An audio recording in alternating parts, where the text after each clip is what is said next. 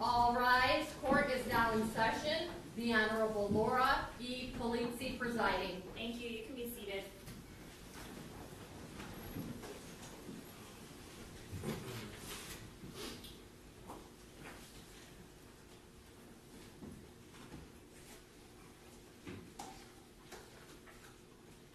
Calling case number 246421 and 246318, People of the State of Michigan versus Carlos Hernandez and Joshua Zuazo. Good morning, Your Honor. May it please the court, John Bentrefess on behalf of the people. Andrew McGarrett on behalf of the people, Your Honor.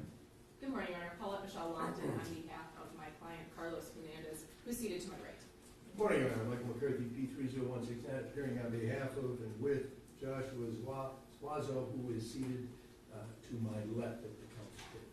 Thank you. Okay, today's date has set for a preliminary examination. Are you prepared to proceed? Yes, Your Honor. Thank you, Judge. Thank you. People call Linda Murray. Excuse me, before we do that, we can approach. Yes.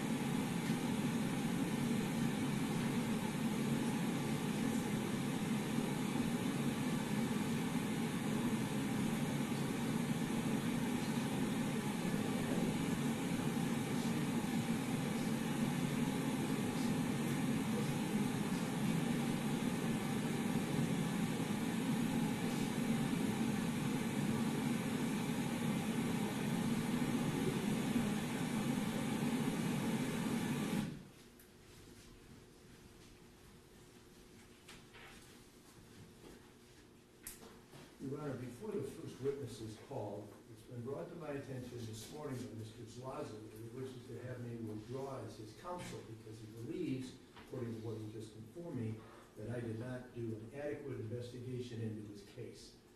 As an officer of the court, I can tell you that I've been intensely involved in his case and also prepared a motion that's to be heard later this afternoon or whenever the court has the time to address it. This is news to me because I met with Mr. Zuazo on Friday afternoon most recently. We spent quite a bit of time together with the idea that we would be seeing each other this morning. That was on December the 13th. So I don't know of any reason why I should withdraw as counsel. I was specifically asked to represent this man by the chief attorney of the Indigent Defense Office in Oakland County.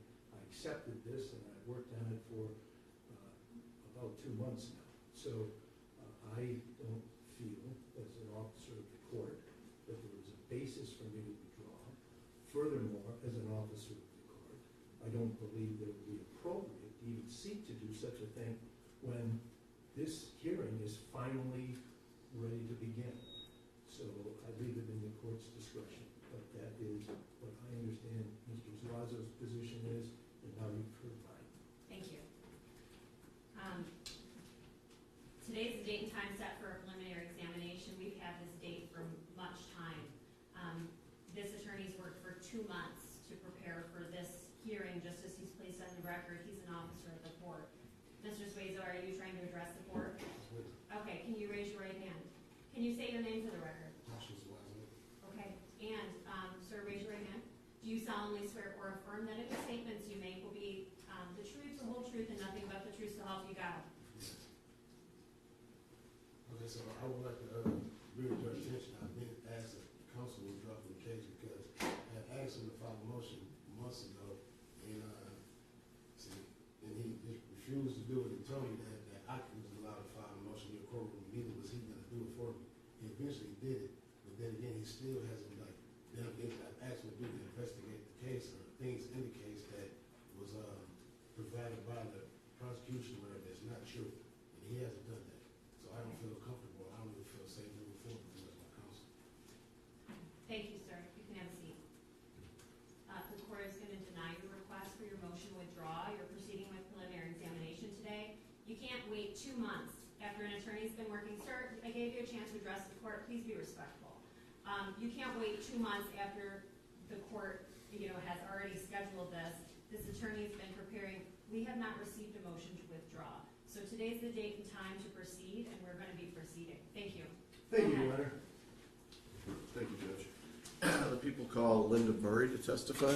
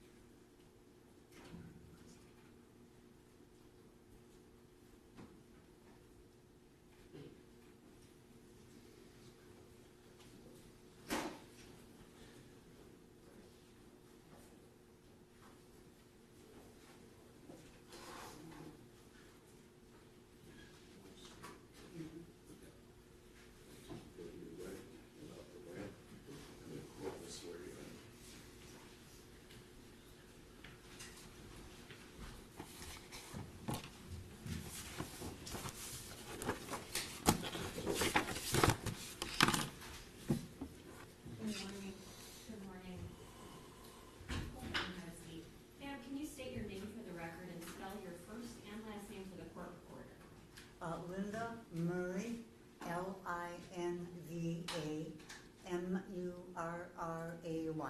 Thank you. And ma'am, can you raise your right hand? Do you solemnly swear or affirm that any testimony you give in this matter will be the truth, the whole truth, and nothing but the truth, so help you God? Yes. Thank you. Good morning. Good morning. If you could do me a favor when you testify and speak up very loud, because I have to hear you, but also the attorneys have to hear your answers. If you can do that for me? Yes. Okay. Mrs. Murray, if you could tell us, have you been married? Yes. And who has your husband been? Pardon? Who's your husband? Oh, he's Shane Murray, Okay. And how long have you been married? 54 years. Do you have any children? Yes. How many children do you have? 3. Any grandchildren? Yes. Were you residing in a home with your husband? Yes. What was the address of the home that you'd been residing with your husband? 3730 Newcastle Drive.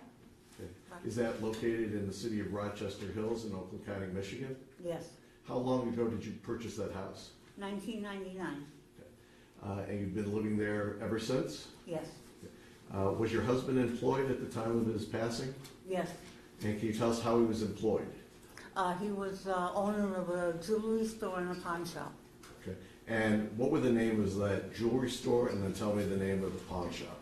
The jewelry store was Gold and Glitter, Inc., and the pawn shop was Hamtramck Pawn Brokers.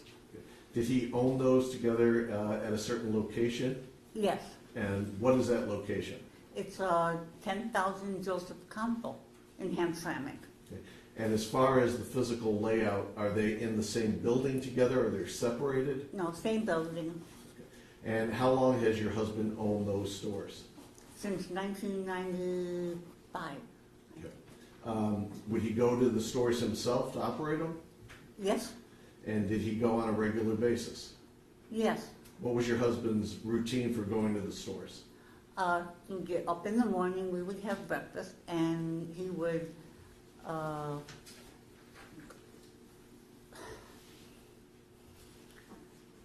get ready and go to the store around 12 o'clock. I noticed a pause. This is very tough. There's no one here who doesn't appreciate this testimony is tough. If you need to pause, let the judge know.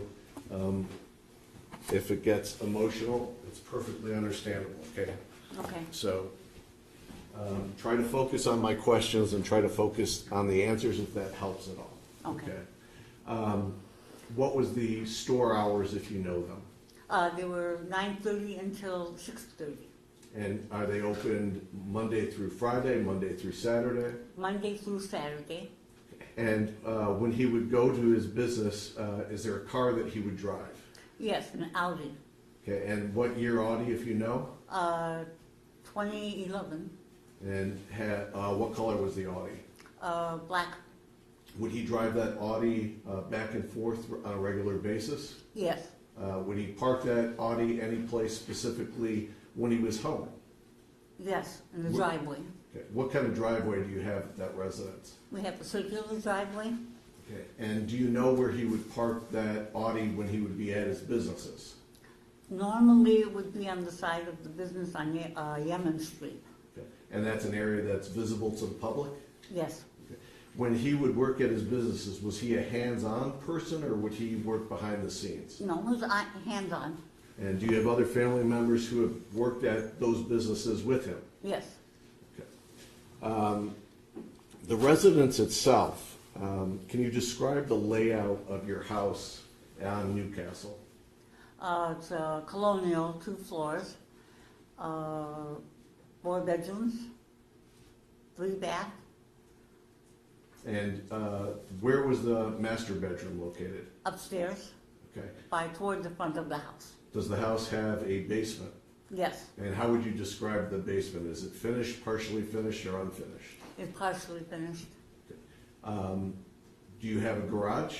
yes, Is the garage attached or unattached? attached, Do you have a vehicle that you would drive? yes, Where would your vehicle be parked? in the garage. Now, is there any type of security system that you have at that residence? A ring on the front door and by the garage door, Okay. And that's a camera that would record stuff? yes, And it would record audio as well as video? yes. Ring cameras have a lot of different setups. Is it a setup where if there was a notification, you could view the notification from your personal phone? Yes, And you're familiar with how that system worked? yes, Did you have any type of security alarm separate from the Ring system? yes, guardian alarm. And what type of alarm was that? Meaning, do they monitor if there's a break-in or you had a panic button? Yeah, a panic button and they monitor, yeah, if there's a break-in. If the alarm, false alarm, usually don't put the right code. Okay. Does the house have any type of safe inside?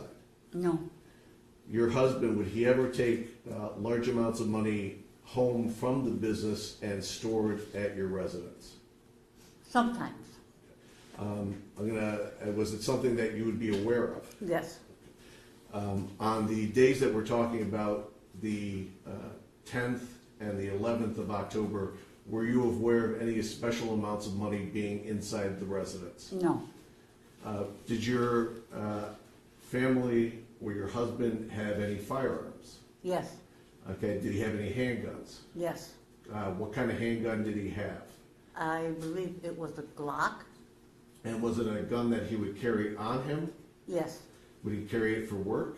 yes, Would he carry it when he wasn't at work? yes, Was your husband right-handed or left-handed? right-handed, Okay.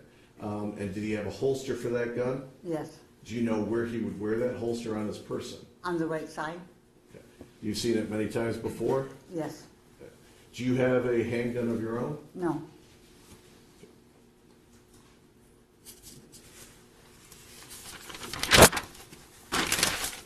Now, as far as you indicated that you could get Ring notifications to your phone, you had a cell phone at the time? yes, And did your husband have a cell phone? yes, You would communicate to each other by the cell phone. yes, Let me direct your attention to the evening of October 10th, 2024.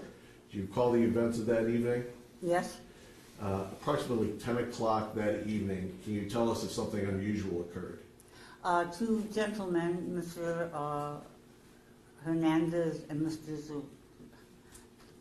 The other one, they came to the door and said that they were DTE employees and that they were checking for a gas leak. Okay, you were at home? Yes, Was your husband at home? yes, Was anybody else at home? no, Was anybody else living in the residence, apart from yourself and your husband, on October 10th, a No. full-time residence? no, Did you have any type of dogs that would alert to people that were at your residence? No. Okay, how was it that you first knew that somebody was at your door on October 10th at 10 p.m.? I had the ring gave me notification on my phone.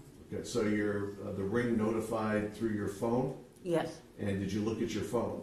yes, Now, who went to the door that day? my husband. Okay, and how did you tell him somebody was at the door, or did he hear it himself? No, he heard the ring make the notification, but I told him that there was someone at the door. Okay, and where were you when you told him that? I was upstairs by the master bedroom looking down onto the hallway where the front door is. Okay, and where was your husband when you told him that? Was he also upstairs? No, he was in the family room on his way to the front door. Okay, so you yelled it downstairs to him? Yes, Did you go back into the bedroom, or did you stay out where you could see what was happening? and I stayed out. Did you go downstairs, or did you stay upstairs? I stayed upstairs. To have the ability to see down, describe, stairwells are different in different houses. What kind of stairway did you have going upstairs? In front of the house where the master bedroom is, it was a curved stairway. Okay. So you had no blockage of your view from upstairs to the front door? Correct. Okay, what did you see happen when your husband went to the front door? They said that they were looking for a, Objection to Yes. hearsay. Let me redirect the question. We can't say the word they. oh, I'm sorry. If you know which person is saying what, if you don't, say, I just heard, okay? So let me Okay. ask the question again. Did you hear your husband say anything when he went to the front door? Yes, And what did you hear your husband say? Well, he object to that hearsay. Response. It's not for the truth of the matter asserted, it's just that it was stated. Thank you. I'm going to allow it. Thank you. Very well, thank you. And what did you hear your husband say? he asked them, he says, hello, can I help you? And Was there a response? Mr. Hernandez says that they were looking for a gas leak Okay, in the neighborhood, okay. And was this through a closed door or an open door? open door. And what did your husband respond to that? He said, there's a gas leak, and from upstairs, I said, it's kind of late for someone to be coming to the door, isn't it? And he didn't reply to me, but Mr. Hernandez said that they checked the neighbors to see if there was a gas leak, but they needed to check our house. And Mr. Hernandez wanted my husband to sign a clipboard that gave him permission to come in. But then I asked my husband, I said, do you have your gun? And he didn't reply, but I know shortly after, Mr. Hernandez and Mr. Zawaka, he said that they'll come back tomorrow. Okay, let me stop you there. When that was said about a gas leak, had you smelled any gas in your residence prior? No, So that was the exchange at the front door. correct, Did they indicate about coming back the next day? yes. And what was said and who said it to your husband? Mr. Hernandez said that to my husband that they would come back the next day. Okay. Did they give a time that they would be back? No, When the two individuals were on the porch, you were able to see that there was more than one individual on the porch? correct. Okay. Could you see that because of the Ring camera, or could you see it because of where you were standing, or both?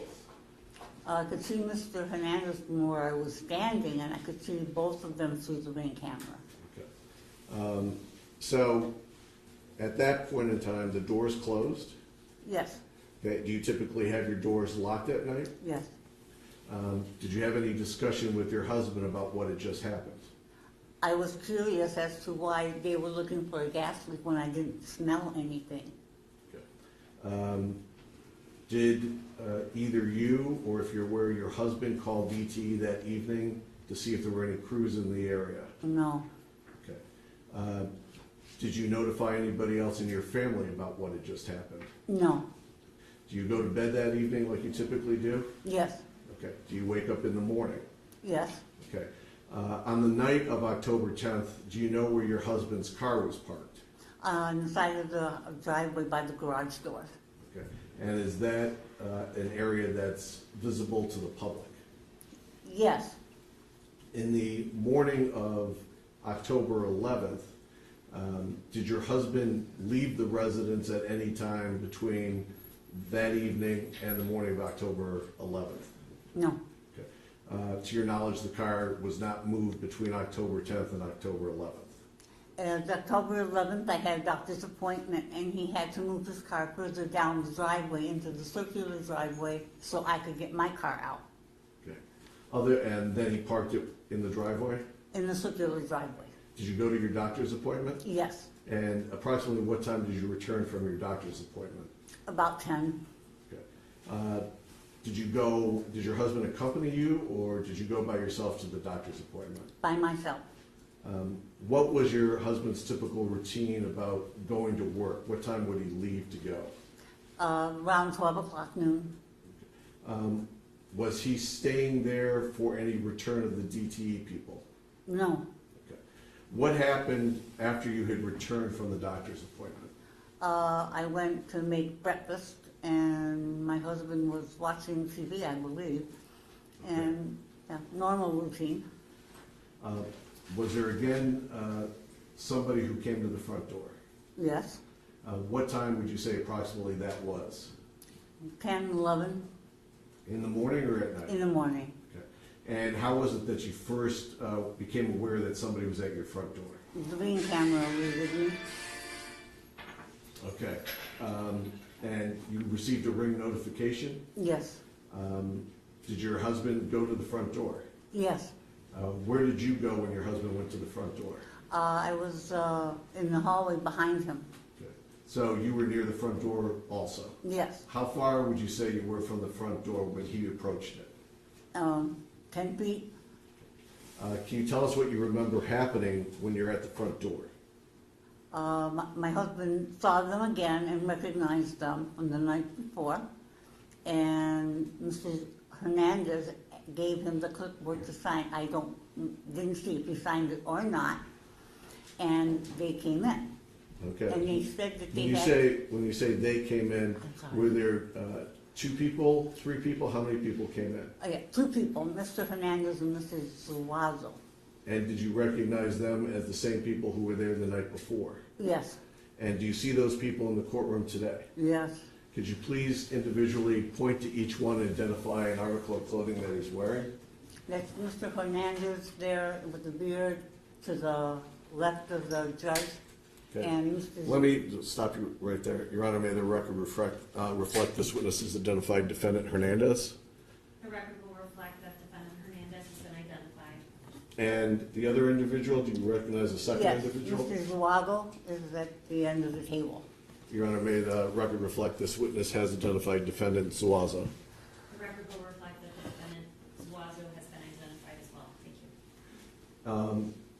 When you're at that front door area, you said they had the clipboard. Did they have any type of other indicia that they were with DTE that you remember?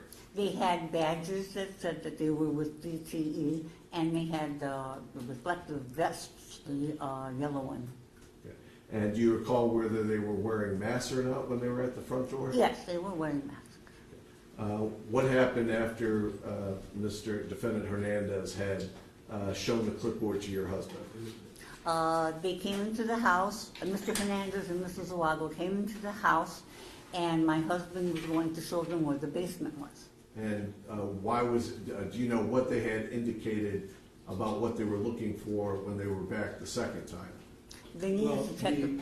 Objection today, I'd like to have the speaker identify if the witness knows, rather than the collective they. Thank you. Can you please have a rephrase? Yes. Was anything said about what they were searching for the second time? They were going. No, it's a yes or no question. Oh, yes, Okay, and who made the statement about what they were searching for the second time? Mr. Hernandez. Okay, and what do you recall him saying the second time? He had to check something on the furnace. Okay, and Do you know where your furnace is located? Yes, And where was your furnace located? in the basement. What happened after they had said something about checking the furnace? My husband went to go show them where the basement was. Okay, and tell us the path that your husband took in the house to go towards the basement. From the front door, he walked about 15 feet toward the kitchen, and then he turned left and went down the hallway to the basement door. Okay.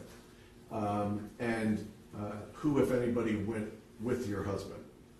Both Mr. Hernandez and Mrs. Zawago went with him. Okay. What happened as your husband approached the door leading down to the basement? Mr. Zawago went into the laundry room. I thought he would look for the gas leak by the dryer, but he didn't. And Mr. Hernandez said that he forgot his meter, and he had to go get it from the truck. Okay, and at that point in time, had anybody started to go down into the basement? No, Okay, did Mr. Hernandez go someplace different after he made that statement? I don't even know exactly where he went. He went to toward the front door. Okay, and your husband was still there with the defendant Zuazo at that point? Yes, And how long would you say it was after defendant Hernandez walked away that he returned? How much time do you think went by? a minute, less than a minute. Okay. When he returned, did you notice any type of meter in his hand or anything different than you had seen before? No. What happened after Mr. Defendant Hernandez had returned? My husband and Mr. Zawago started going down into the basement, and Mr. Hernandez was behind them. Okay, so your husband was leading the way down the stairs. Uh-huh, Is that correct? yes, And behind him was Defendant Zuazo, yes, and behind him was Defendant Hernandez. yes. And where did you go when they proceeded down the stairs? Went back into the kitchen to finish making breakfast. Okay. Now, does that door to the is there a door to the downstairs? Yes, As best you remember, was that door, did it remain open or did somebody close it? it was closed. Okay. And from where you positioned yourself in the kitchen, how far would you say you were from that door leading downstairs at that point? About 6 feet, 10 feet maybe. Okay. Not very far? No, not very far. Okay. Now, your husband, knowing we all have different manners of speaking. Okay, in your relationship and your experience with your husband, is your husband a soft talker, a loud talker, a normal tone talker? How would you describe his volume? He's very loud. Okay. When your husband and the two defendants go down into the basement, do you hear your husband say anything? No, Do you hear anybody else say anything? no, Do you hear any type of commotion down in the basement? no. And of course, as someone who's not great at hearing anymore, the natural question is, how is your hearing? Diminished somewhat, but no. Okay. And you didn't hear anything with the time period they were downstairs? No, Do you remain at the kitchen table the entire time that everybody was downstairs? yes. How much time would you say, as best you can recollect, because we know you're not looking at your watch and timing things, in your best estimate, how much time do you think they were downstairs before somebody came up the stairs? I'm going to say about maybe 10, 15 minutes. Okay. When somebody finally comes up in that 10, 15 minute period of time, who is the first person up the stairs? Mr. Hernandez. Okay. And where does Mr. Hernandez go once he's up the stairs? In the hallway by the basement door. Okay. Does Mr. Defendant Zuazo come up the stairs? Yes. How much time delay after Defendant Hernandez is up is it until Defendant Zuazo appears? Seconds. He was right behind him. Okay. What happens once both defendants are up the stairs? Mr. Hernandez asks me, where is the safe? And I said, we don't have one. And then he said, where is the jewelry? And I said, in the bank at the safety deposit box. Okay, when he says this, because you're seated some distance away from No, the top of the stairs, did you stand up at that point? yes, Okay. When you stood up, did you close the gap to the defendants, or did they close the gap on you?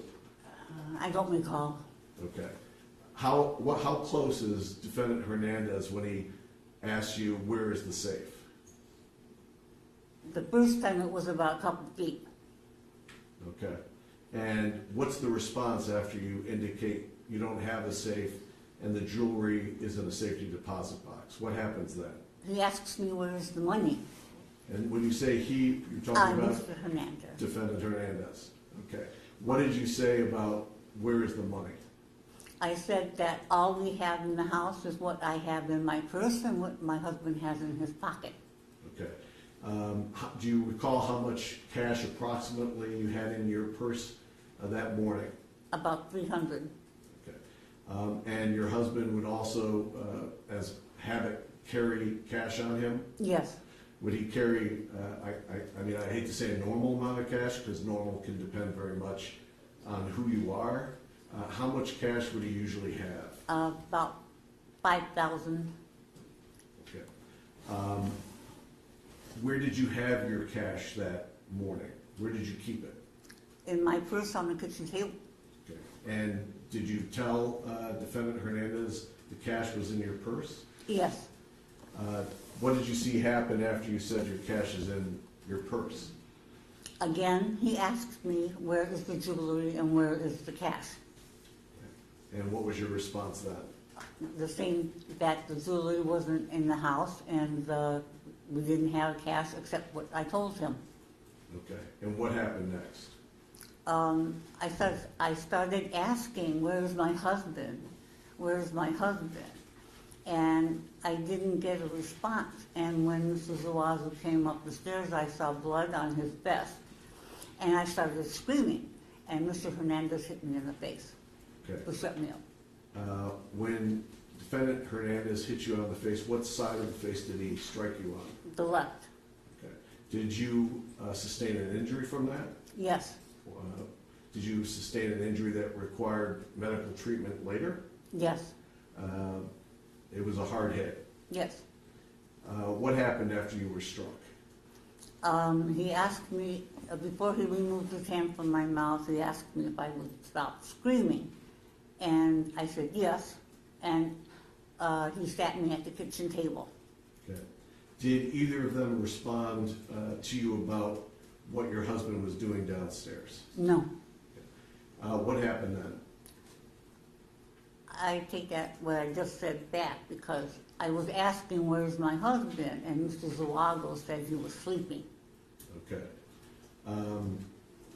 What happens after Defendant Hernandez tells you to stop yelling and screaming? He sits me at the kitchen table. Okay. What happens to you while you're seated at the table? He takes my watch off, my iPhone watch. When you say he, again, Mr. Hernandez, I'm sorry. okay. And then what happens? He takes your watch off? Yes, he takes my watch off and puts it across the table where I could not reach it, and takes my cell phone and puts it in his pocket. Okay. Then what happens? Then he asks me if I have the car keys, and I said they're connected to my purse. So he takes the car keys to my car, Okay. And what kind of car were you driving? Infinity. When you say he took the keys, is it keys on a fob? Is it just a fob? How do you describe that? The keys were attached to my purse. Okay. The keys themselves, did it have keys to the house on there, or was it just the car fob? No, had the house key. Okay. So you saw Defendant Hernandez take those items. Yes, Did you see anybody go through your purse? Mr. Hernandez did. Okay. And did you see him take cash from your purse? Yes. What happens after he's taken the cash from your purse? That part's a little foggy, but I know that he taped up my legs, together with duct tape, black duct tape, and my wrists together. Okay, when you say he, don't, it's okay, it's natural, it's not natural to testify, it's natural to talk. Mr. So, Hernandez. yes, okay. And you said it was black duct tape? Yes. Was that duct tape that you had in your house? No. What parts of your body were taped up by defendant Hernandez? My ankles together and my wrists together. Okay. Where was defendant Zuazo when this was taking place? He was upstairs in the master bedroom. Okay. What happens after your duct tape? Mr. Zawada was upstairs in the master bedroom, and I could hear the drawers hitting the floor. And then Mr. Hernandez was kind of nonchalant and opened one of the drawers in the kitchen, kind of looked at it and shut it. And Mr. Zawada came down the stairs from upstairs. Again, we understand you're not timing things, but what's your best estimate how long defendant Zuazo was upstairs before he returned from upstairs? Minutes. It wasn't very long. Okay. Can you describe to us, did you have some jewelry in your master bedroom? Yes, And where was that kept? in a jewelry box. Okay. And what type of jewelry did you have in your bedroom? It was costume jewelry. So the jewelry that was up there wasn't very valuable, is that fair to say? Yes, Did you later go into the master bedroom and see it being disheveled and things askew? not that day, no. Later you did? Yes, Okay. And were you missing jewelry? yes, Later in the investigation, past this day, do detectives from the sheriff's office end up showing you photographs of jewelry that was recovered? yes, And did you identify items of jewelry that were recovered that were yours? yes, And those items were missing after the 11th from your room? yes. When defendant Zuazo comes back downstairs, what happens next? They're getting ready to leave, and they go into the garage. Mr. Hernandez and Mr. Zuago go, no, they don't.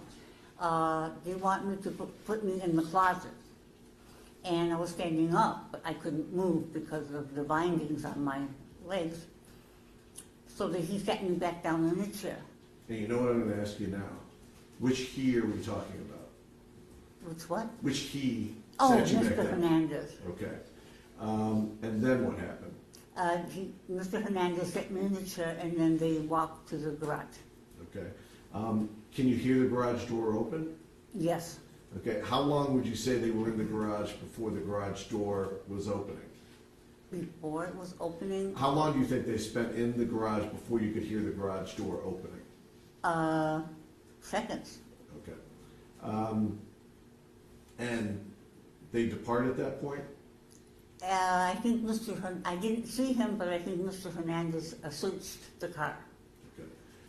After they exited the garage, did they come back into the residence? No, Prior to the dates of either the 10th or the 11th, had you ever seen defendant Hernandez or defendant Zuazo before? no, Prior to the dates of the 10th and the 11th, had either of them ever been inside your house? no, Inside your residence, did you have in the basement area any type of zip ties? no, After the 11th, was your husband's side firearm missing from the residence? yes, The Ring camera that was part of your residence, did you turn over that Ring camera video to the detectives? yes, Have you had an opportunity to review People's Exhibit number 1, those Ring camera videos? yes, Do they accurately reflect what was on those videos at the time? yes, Your Honor, the people would move to publish People's Exhibit number 1, which is the Ring cameras videos. Is it stipulated to? Okay. I have no objection, Your Honor. Okay. That can be published.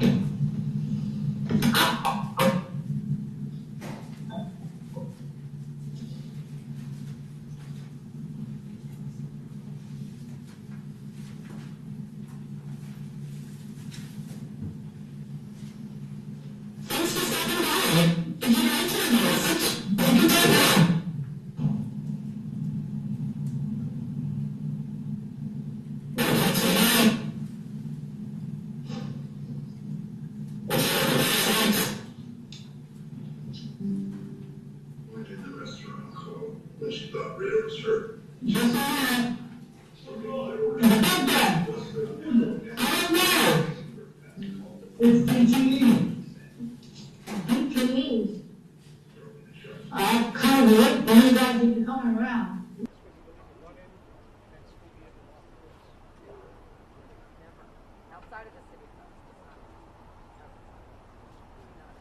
So, Murray?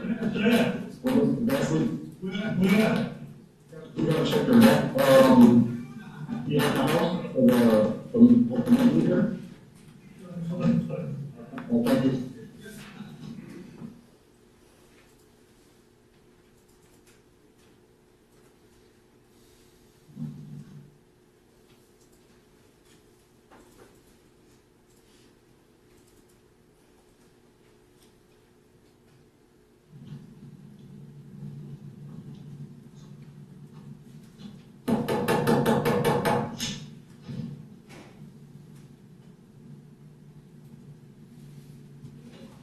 On the scene.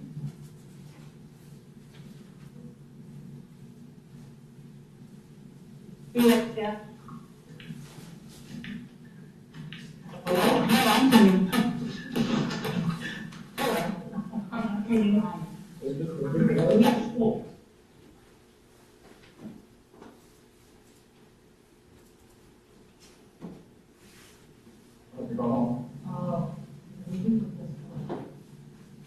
And I don't want to bother you guys for late when we had to check the outside. Yeah, I understand.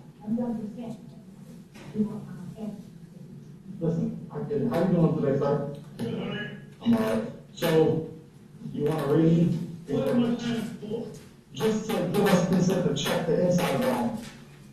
So what we have to do is we have to check for our proximity.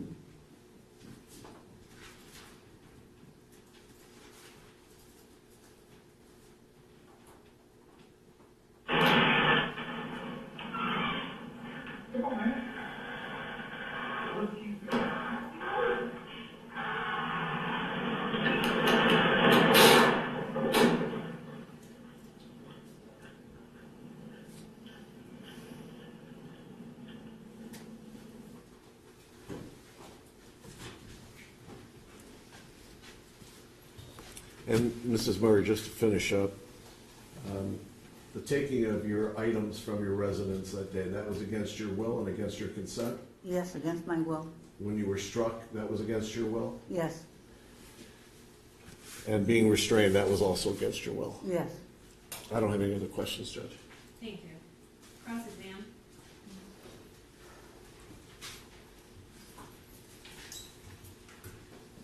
Good morning, ma'am. Morning. Mr. Petrofessa, the prosecutor, asked you a question similar, but I just want to make sure that the record is clear. So you were asked if you had ever met Mr. Hernandez or Mr. Zuazo prior to that date. Do you remember being asked that question? Yes, And you answered no. Do you remember that? yes, Okay. So you have been referring to the two people that were in your house as Mr. Hernandez and Mr. Zuazo. Were those names that were provided to you from the prosecutor or from the police department? Those weren't names that you came up with yourself, is that correct? correct. Okay. So you were given the names of Mr. Hernandez and Mr. Zuazo, correct? Yes. I have no further questions. Thank you. Thank you. Cross-exam. Thank you. Mrs. Murray, my name is Michael McCarthy.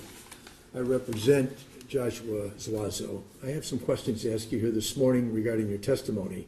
And if I do not make myself clear, please tell me that, and then I will rephrase the question, okay? Yes, Now, we just watched the ring video of what occurred on the night of the 10th of October.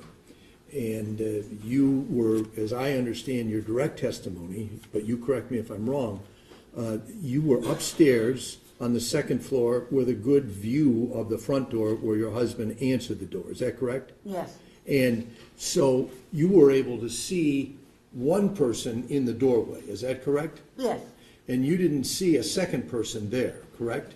no, And but you've had an opportunity since this incident occurred to review your own ring video, correct? yes, And during the course of the investigation that was conducted by the Rochester Hills Police Department, the Oakland County Sheriff's Department, you've come to have an understanding about who it is that is charged in this case with the crimes that were committed at your home on the 10th day or the 11th day of October, correct? Yes, So, in just following up on the question was just asked by Mr. Hernandez's attorney regarding your identification of individuals, you didn't know Mr. Zuazo at all, correct? correct. And you didn't see him the day or the night before this incident took place, correct? Only through the ring camera. Right, but you didn't see, in that instance, that night, you would agree that the person who's shown in the ring camera, the second person, not the person that's at the door, but the person in the background, is pretty fully, his face is completely covered, correct? Yes, Okay, so you can't make an identification of Mr. Zuazo for the night of October the 10th because you didn't see enough of the individual's face to make an identification, correct? correct.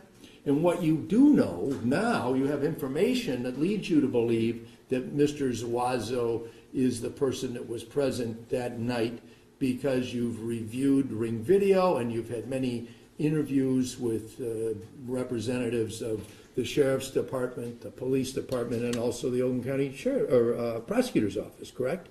Yes, And you've gained this knowledge that you've brought to the court today, this ability to speak and make identifications because of some information that's been provided to you regarding identification, correct? could you repeat that? Yes, you've been able to speak with confidence this morning regarding who the individuals that came to your home is or were because of the fact that during the course of the investigation that's gone on since October the 11th, you've gained a lot of knowledge from the information provided not only by yourself to the law enforcement officials, but also information you received back during interviews, correct? Some Yes, okay. information. You didn't know either man's name, right? No. Before the investigation was conducted, and then information from the Sheriff's Department, the Prosecutor's Office, Police Department, that was provided to you to give you that knowledge, correct? Yes, Okay. Now, in the part of your testimony regarding October the 10th, or 11th rather, you identified Mr. Zuazo as, or this person that you have identified as Mr. Zuazo is the person who went upstairs into the master bedroom, correct? yes, Okay. And you were seated at the kitchen table at that time, correct? yes, And that was before or after your ankles and your wrists were bound with tape? before. Before, okay, so then after that second individual came downstairs, then you were bound up, is that correct? During the time that Mrs. Wago went upstairs, in between the time Mr. Hernandez bound my legs and wrist.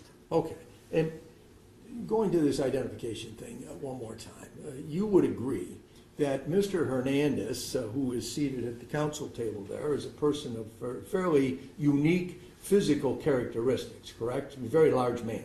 Yes, Okay, and you saw he was wearing, or rather, this person who came to your door on October the 10th during the evening hours at 10 or 10:30 at night, he was wearing a small mask, correct? Mr. Who? The person that you've identified to be Mr. Hernandez. Oh, Mr. When he Hernandez. came to the door that night, was wearing a rather small mask, just the kind of a mask somebody might wear in COVID times, No, correct? Mr. Hernandez wore a respirator type mask. So, a heavy During- mask. During the night of October the 10th? Yes, So it's your testimony that the same person that came to the door on the night of the 10th was the person who came to the door on the morning of the 11th, correct? repeat that?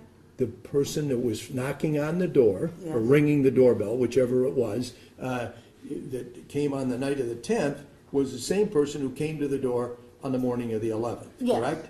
And it's the same distinctive sized individual, correct? Yes, Okay. You would agree that the second man does not have that same distinctive physical characteristic, correct?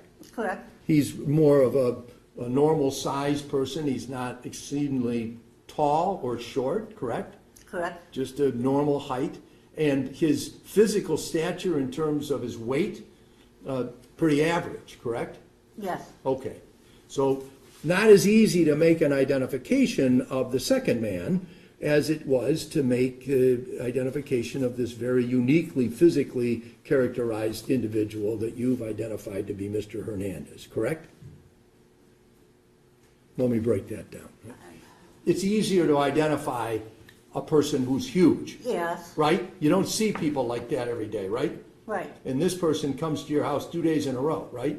correct, And you saw enough of him on the first night to know that he was the same person on the second morning, correct? correct, The second man, not like that, correct? You can't make that identification and say for sure the man that was there the night before is the same man that was there during the day of the 11th, correct? As far as I can recollect glancing at Mr. Zuago on the night of the 10th.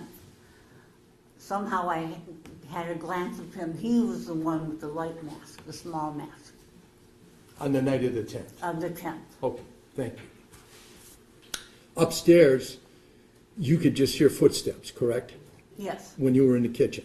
And yet, you're able to testify today that those footsteps were up in the master bedroom. Is that correct?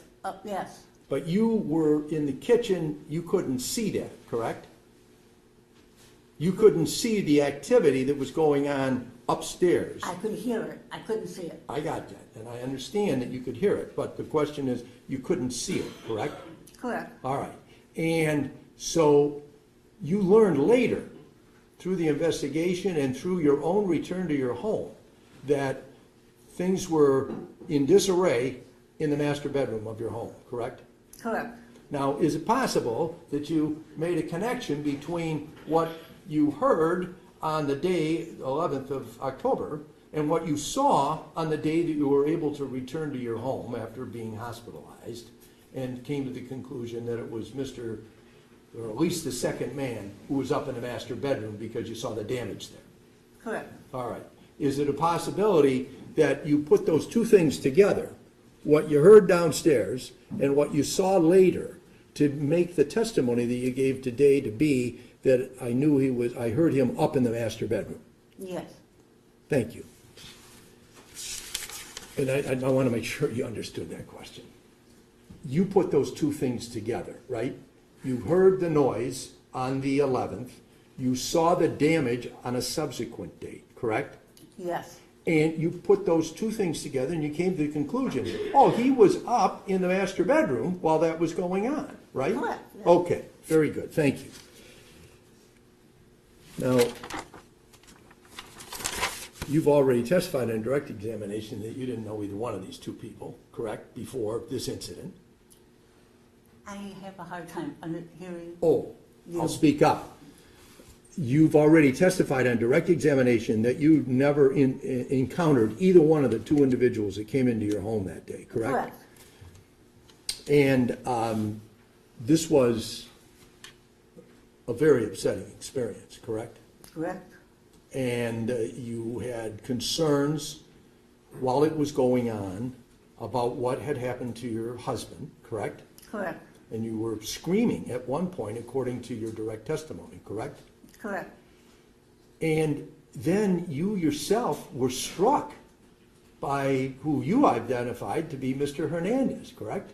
correct, And you sustained a serious enough injury that it required your hospitalization for a period of time.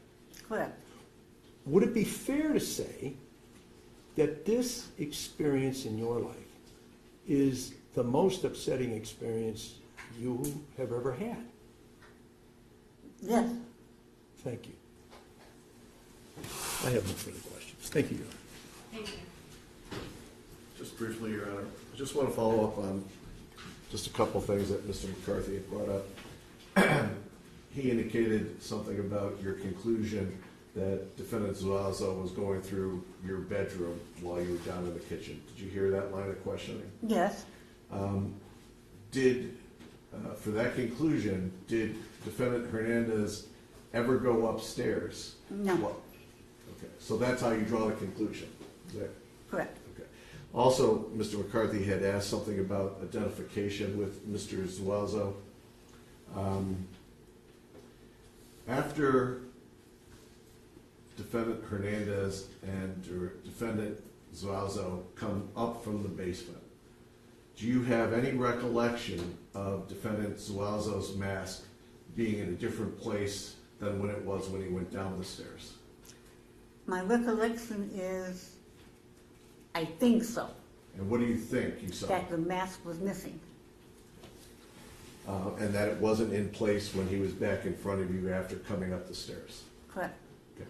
Do you have any doubt in your mind that defendant Zuazo was one of the two individuals in your house that day? No, Do you have any doubt in your mind that defendant Hernandez was one of those two individuals who were in your house that day? no. I don't have any other questions. Thank you. May I just follow up on that one question regarding the mask? You may. Mrs. Murray, as to the mask, you just testified now on redirect examination that perhaps Mr. Zuazo's mask was not on his face when he came back upstairs? Correct, I think so. Did you ever give any information along those lines to the investigators from the sheriff's department? Recently, Recently, okay, and how recently was that? last week, Okay, thank you. I have no further questions. Thank you. No Anything reason. else on this witness? Thank you. Ma'am, thank you. You can be excused. thank you.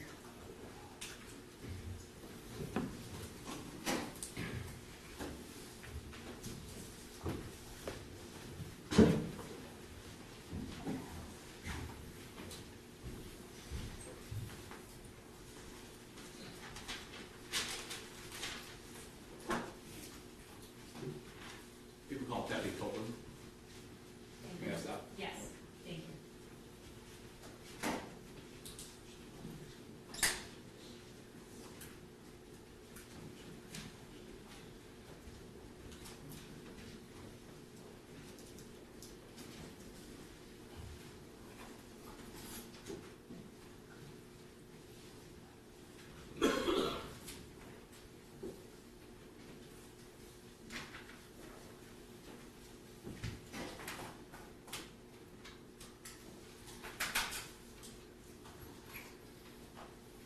Your Honor, just be a moment. We went upstairs to his office. Thank you.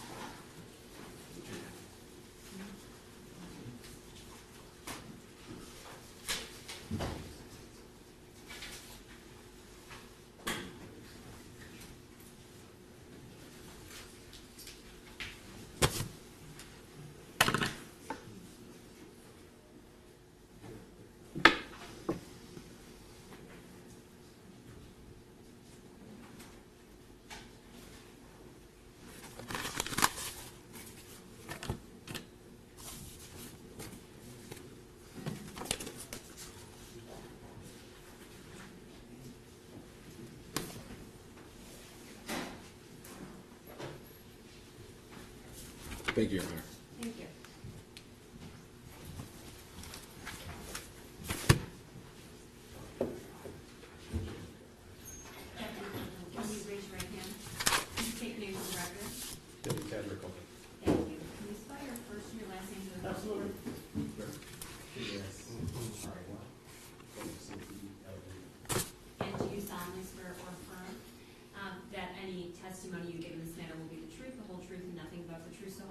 I do. Thank My witness, Your Honor? you. Yes. And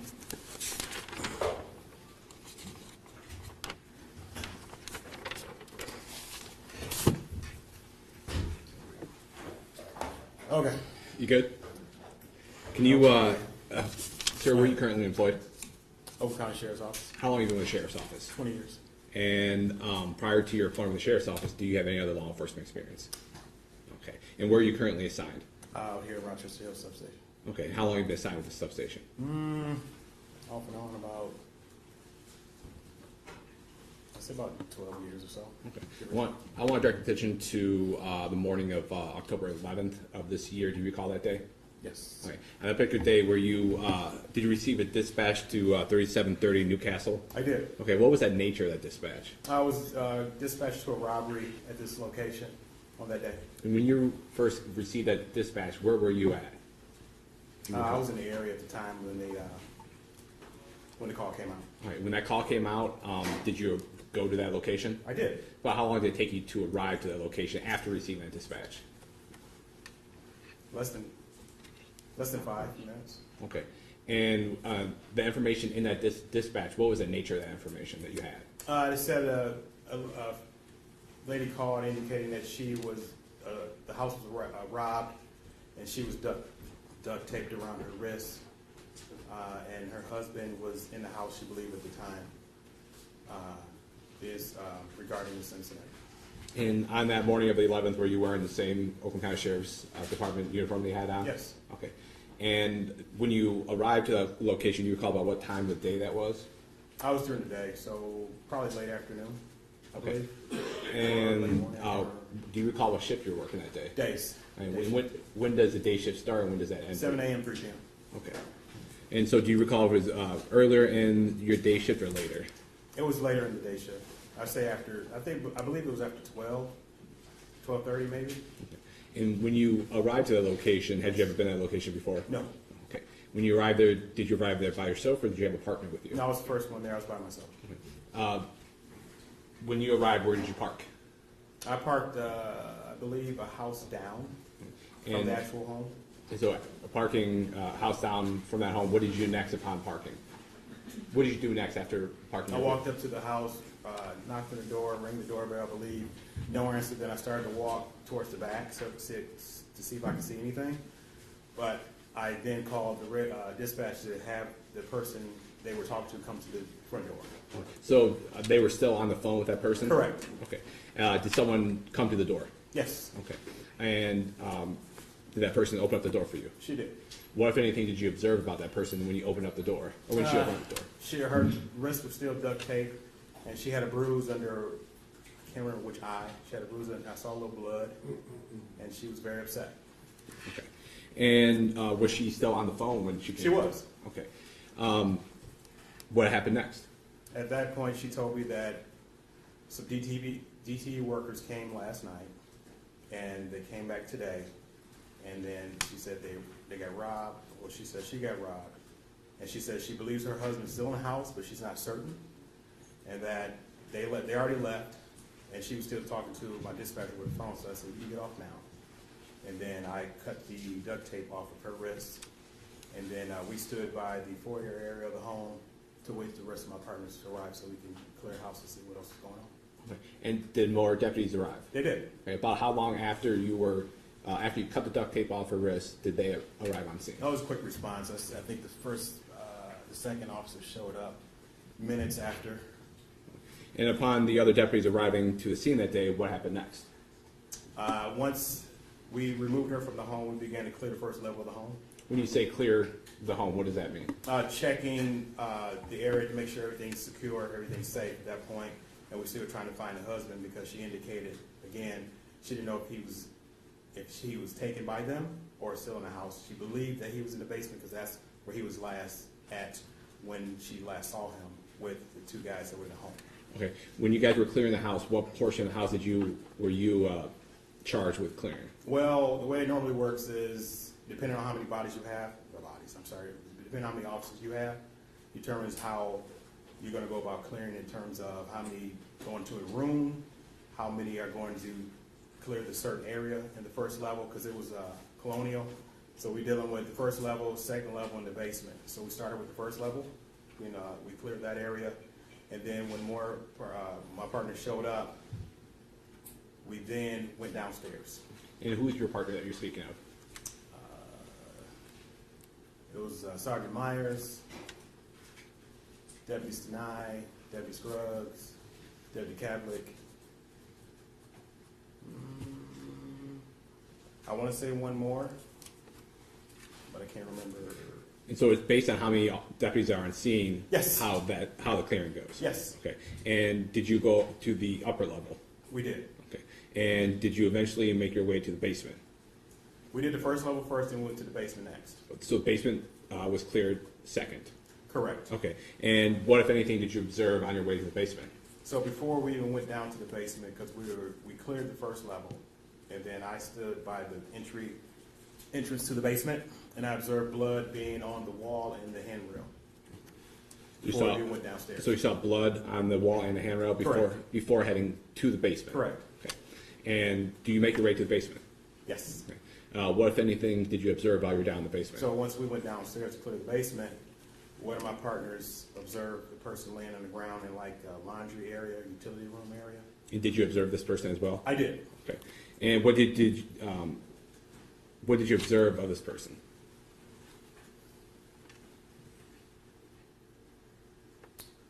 I observed a male being duct taped around the wrist, around his ankles, and around his mouth. I thought it was duct tape around his nose, but it wasn't. And a lot of blood. And there was a lot of blood in the area? Yes, it was. Okay. Did you notice, were you able to determine if he had a pulse? I checked both his wrist and his neck, and I couldn't tell at the time. I don't think I had a pulse with that. Did you observe anything on him? Did you observe a gun or anything on him? There was an empty gun holster around his waist. I was looking for that and a shell casing possibly because I didn't know the nature at the time. Did you observe any shell casing or anything like that? No. Okay. Upon locating that person and checking for a pulse, what did you do next in your investigation? After that, the Rochester Hills Fire Department came down and tried to render aid to, after I looked at him. Then we went upstairs. I'm sorry, before that we went upstairs to clear the second floor after that. Did you observe anything regarding your investigation upstairs when you cleared it? No, nothing up there. Rooms were disheveled. Other than that, nothing stood out. Okay. I have no further questions, John. Cross-examine. Good morning. Hello. So you just testified about your involvement in being the first officer. Did your involvement in this case end on that day? Other than obviously appearing here to testify. After that, I wrote a report about it. Other than that, I didn't have no other involvement at that time. Okay. So you've never had any interview or any interactions with Mr. Carlos Hernandez, is that correct? Correct. Thank you. No further questions. Thank you. Cross-examine. I have no questions for this witness. Thank you. Anything else?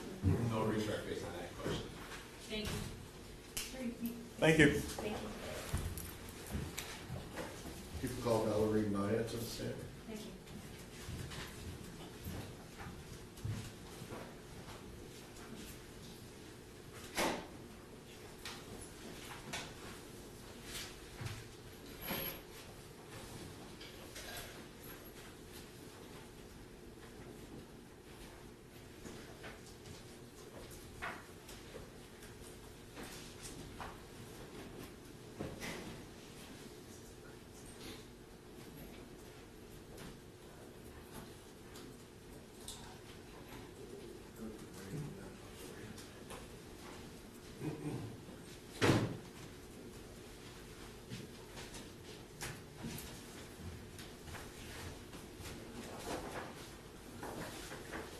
Hello, can you state your first and last name and spell your first and last name for the court reporter?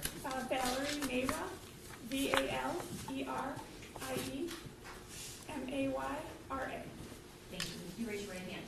Do you solemnly swear or affirm that any testimony you give in this matter will be the truth, the whole truth, and nothing but the truth, so help you God? I do. Thank you. You can have a seat. Good morning. Good morning. you could do me a favor and just speak up as much as you can because the table has to be able to hear what you're saying too, okay? Yes, I'll try. Can you tell us how you're employed? I am employed with the Oakland County Sheriff's Office as a forensic lab investigator. And can you tell the court what that means to be a forensic lab investigator?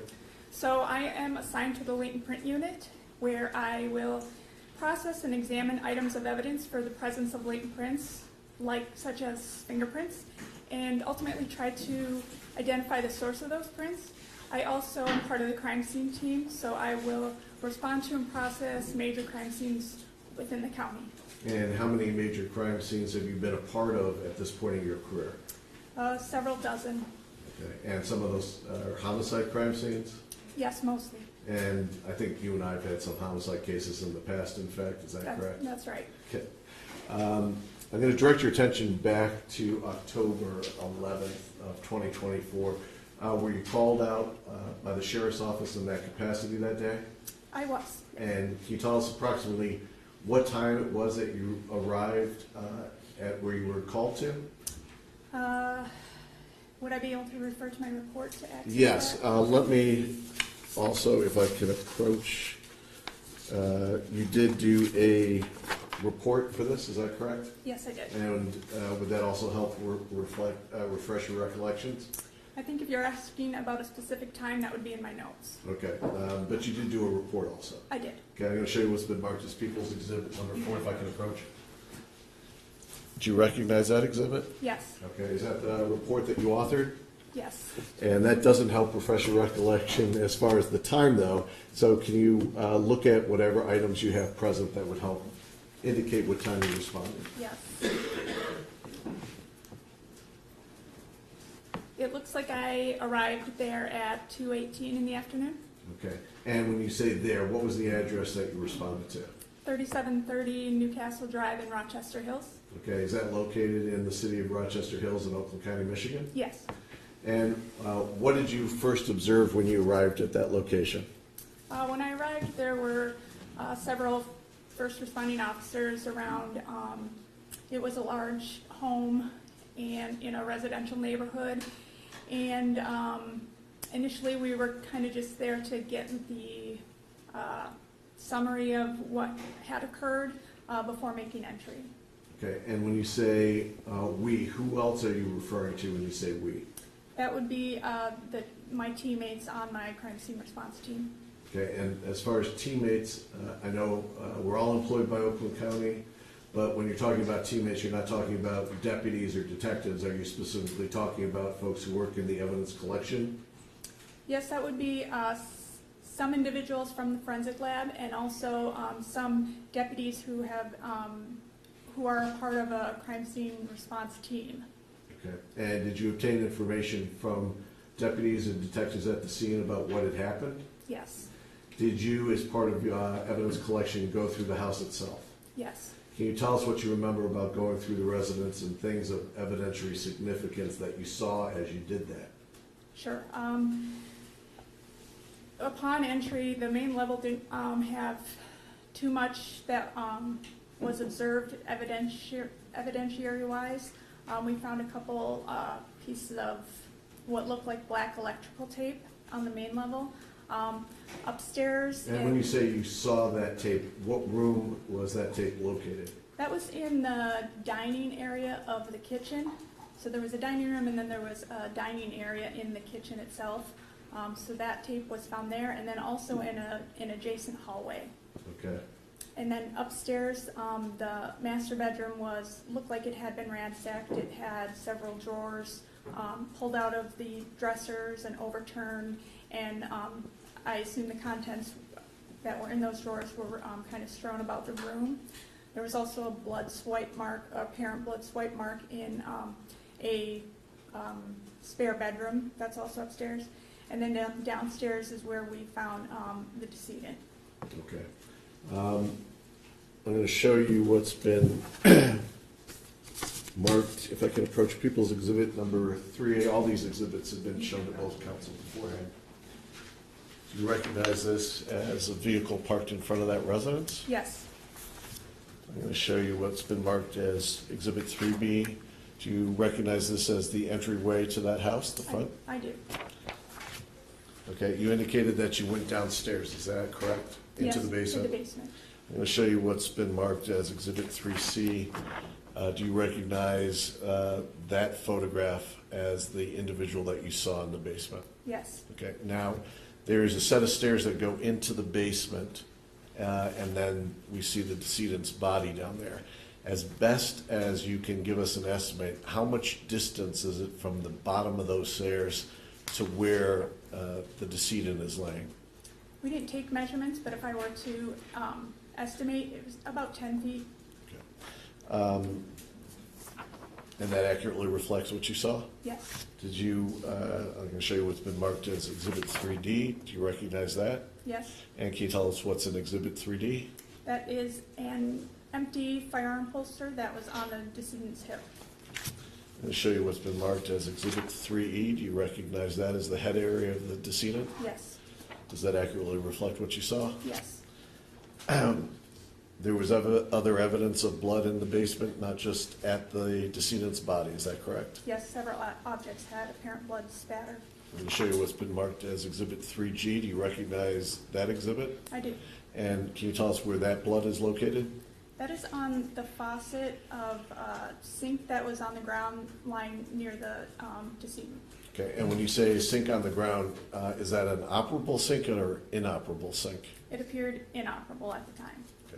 I'm going to show you what's been marked as Exhibit 3H. Can you tell us what that is? That is the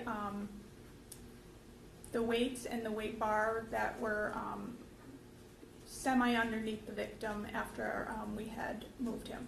Okay. And what appears to be blood by that? Correct. I'm going to show you what's been marked as Exhibit 3I. Do you recognize that exhibit? Yes, that was the floor underneath the decedent after he had been moved. Okay. I'm going to show you what's been marked as Exhibit 3J. Do you recognize that exhibit? Yes, And what's in that exhibit? that is the decedent's hands, which are bound at the wrists And how are they bound? with black duct tape type material and also with zip ties. And I'll show you the last exhibit, exhibit number 3K. Do you recognize that? Yes, And can you tell us what's in that exhibit? that is the decedent's feet, one which has a shoe on it, and then the matching shoe, which is nearby. Your Honor, at this time, the people move Exhibit 3A through 3K into evidence and publish to court. Any objections? No objection for exam purposes. I have no objection, but I didn't hear what G was. Counsel? You said 3G. Oh, I'm sorry. Identified. He did not hear what G was. What is 3G? The sink that Very we good. discussed earlier today. Okay, thank you. Thank you. This will be admitted into evidence, having heard no objection. And I think I did, but in case I didn't, I moved exhibit number 1 into evidence too. I know we published it. You did, and that was admitted. Now, as far as evidence that you actually collected, could you tell us what you actually collected from the scene? Yes. You just want me to go through them 1 through 20? Yes, if you collected evidence and you gave it a designated number, if you could do both so that we know what number goes to what piece of evidence. Okay, the number that I numbered it at the scene? Yeah, as numbered in your report. Okay, so number 1 were some tape pieces that were found on the kitchen floor. Number 2 was a piece of tape that was found in the hallway that led to the garage. Number 3 was a section of tape that was found on the kitchen island. Number 4 were a pair of glasses that were found on a shutter on the basement floor.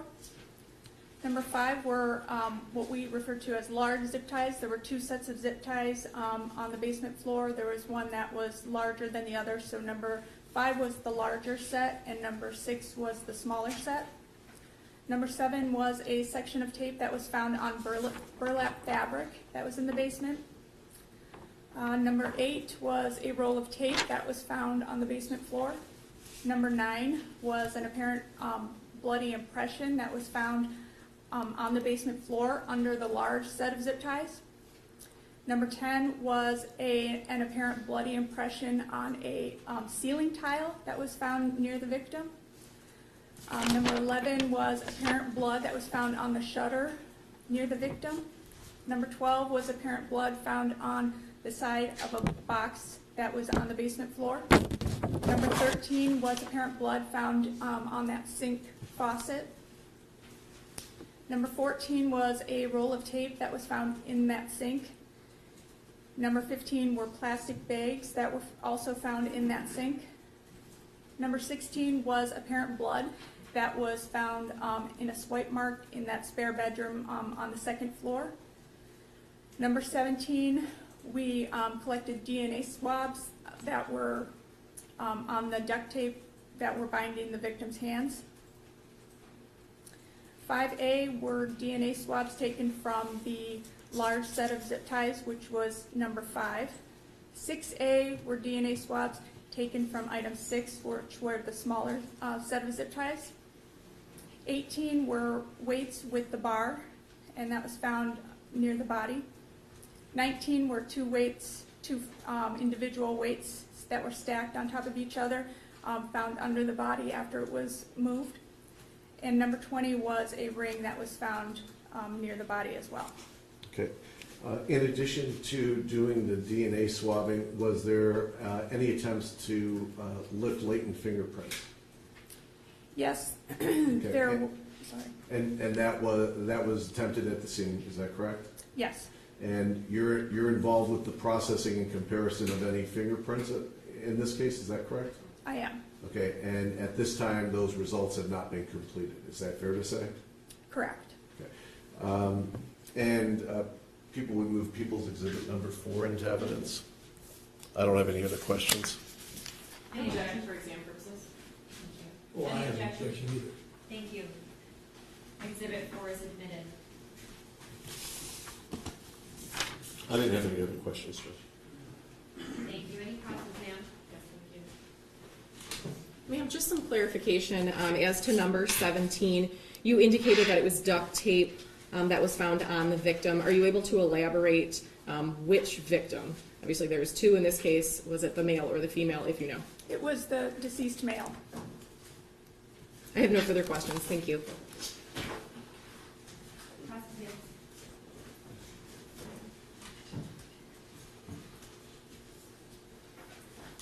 Deputy Maya, my name is Michael McCarthy. I represent one of the defendants in this case, Joshua Suazo, and I just have a few questions to ask you here today regarding your testimony.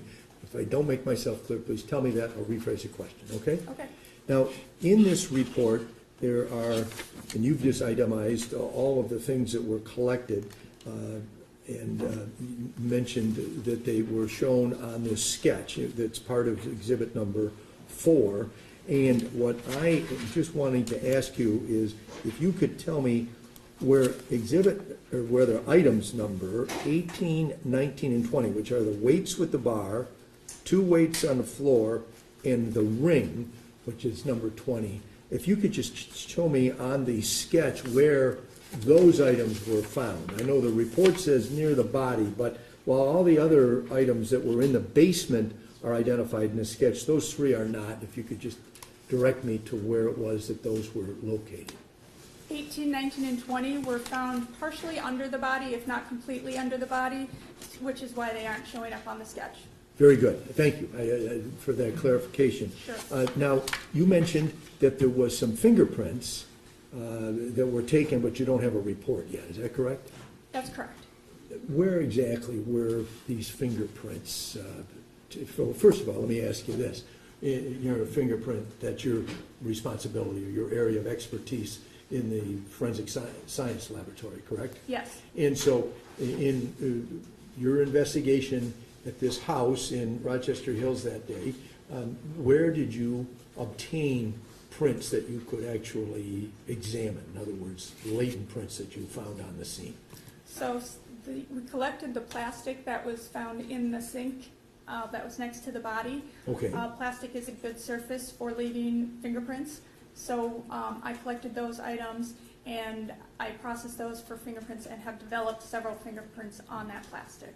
So the items or it's a singular type of thing that, from which you've obtained the fingerprints that have to be examined yet. And Yes, that is plastic that was found in the sink that was laying on the floor and not in operation. that's correct. And this plastic, was it related to anything that you could observe, or you came to a conclusion it was related to? It was just in the sink, which contained apparent blood. It also had, the roll of duct tape that was found in the sink was kind of on top of that plastic, kind of sunken in, and it all had apparent blood on it. So I don't know the evidentiary value to it until I'm able to test it. And I understand that. And this plastic, did it appear to be the type of plastic that covers an item before it's purchased? Or was it Well, plastic that is like cling wrap that you use to wrap up food? So the plastic consisted of 3 items. One was just a Home Depot grocery bag type of plastic. Okay. One was a deflated red inflatable. I'm not sure exactly what it was, but it was something that could be inflated. And then there was a large piece of clear plastic. I'm not sure what it's used for. It's kind of a tarp type of deal. It might be laid down for if somebody's painting or something, but it was a very large piece of clear plastic, which is where I found all of the prints that I developed. Okay, so the ones you were able to develop came from this tarp type plastic, for lack of a better term. Correct. And not from the Home Depot bag, Correct. and not from the inflatable item. That's right. Thank you. I have nothing further. Thank you. No reject, Your Honor. Thank you. Thank you. You can excuse me. Your Honor, the people about to call the medical examiner. I just want to give that notice to the family because they're not pleasant details that are going to have to be testified to. No photos will be shown, but if anybody does not want to hear the details, this would be the time to exit the courtroom before we start testimony. Thank you. You can call Dr. Bryan.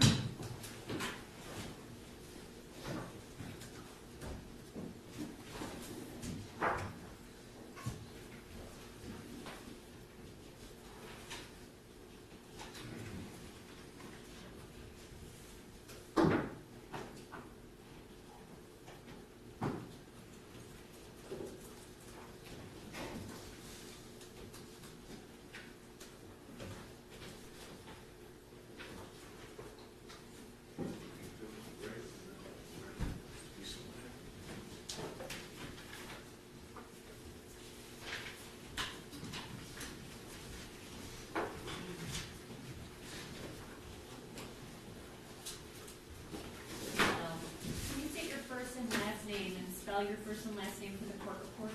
Shauna Bryan, SHAUNA BRYAN. Thank you. Can you raise your right hand? Do you solemnly swear or affirm that any testimony you give in this matter will be the truth, the whole truth, and nothing but the truth, so help you God? Yes, sir. Thank you.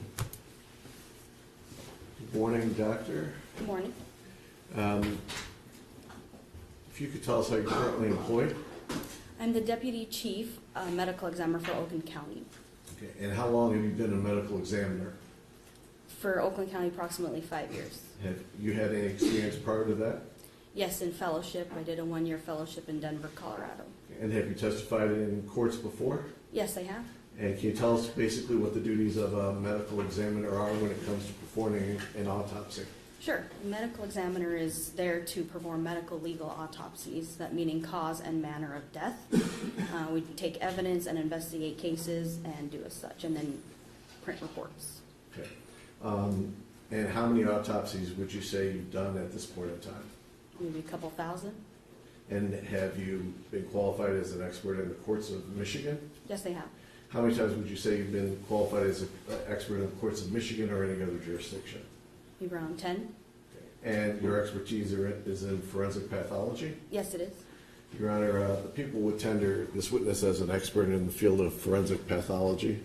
Any objections? No objection. No, Your Honor, I have no objection. For the purpose of preliminary examination. Thank you.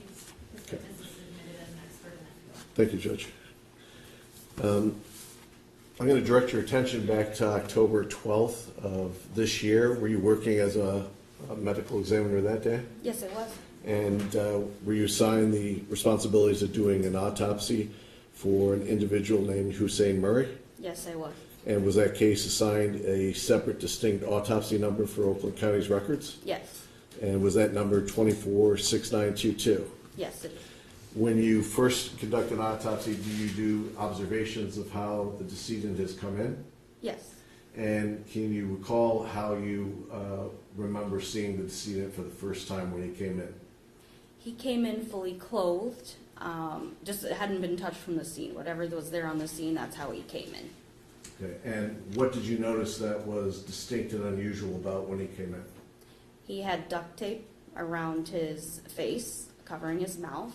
He had duct tape around his hands and feet, also zip ties around his hands, and paper bags covering his hands. And he was fully clothed, had blood on him. Okay. And just while he was still clothed and had not been cleaned up, was there any evidence of injury that you could see? There was just blood on him at that point. And your findings you end up placing into a autopsy report, is that correct? Yes, I do. I'm going to show you what's been marked as People's Exhibit number 2. Is that the autopsy report that you compiled for this case? Yes, it is. Yes. As far as the basic physical observations, did you determine what the victim's, Mr. Murray's age was at the time? Yes. And how old was he? It's approximately, he came in and he looked the age of 72 years old. Did you determine a weight? Yes. And what was his weight? I could refer to. Yes, if that helps refresh your memory. We do weigh everyone who comes in, and he is 295 pounds. And did you determine a height? Yes. And what was the height determination? 72 inches. After that, did you start looking for evidence of injury? Yes.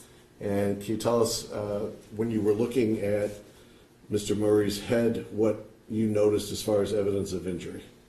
So evidence of injury is a lot blunt force injury to the head, which are contusions, bruisings to the face, lacerations around the jaw, around the left side of the scalp and the back of the scalp, and he had fractures of his bone. Okay, and which bones were fractured?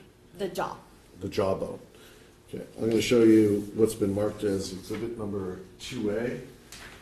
Ask you if you recognize that as the number designating this case for your records. Yes, that's it. I'll show you what's been marked as exhibit 2B. Do you recognize 2B?